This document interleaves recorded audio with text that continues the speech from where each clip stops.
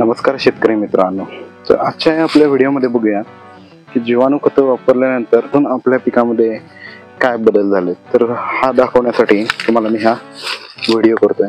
तर सध्याला आपल्या पिकाचे स्टेज बघा अशा पद्धतीने आहे. जर तुम्ही बघितलं तर हा ऊस कसा आलाय तुम्ही हे बघू शकता. प्रत्येक फुटव्यामध्ये जेवढं पॉसिबल असेल तेवढं गॅप राहिला आपल्या पिकामध्ये बघा.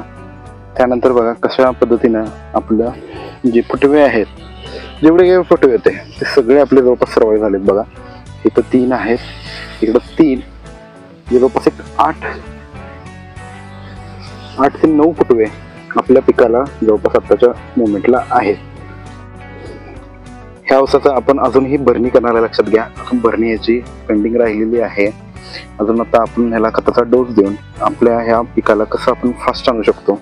आता आपलं गोल काय आहे की हे जे पेराचे अंतर आहे त्याला आपल्याला थोडंसं लांब पाडायचं आहे. त्यानंतर कांडी जी आहे आपल्याला जाड करायची आहे. ह्या हिशोबाने आपल्याला ह्याच्यामध्ये आता वर्क करायला सुरुवात करायचं आहे. आता फक्त इतकेच असं रिझल्ट आहे का? नाही, तसं काही नाही आहे. आपल्याकडे बाकीच्या पण पिकात बघितला तर बऱ्यापैकी आपल्या पिकाची डेव्हलपमेंट आहे ते बघू शकता. कशा पद्धतीने छान पद्धतीने बघायचं.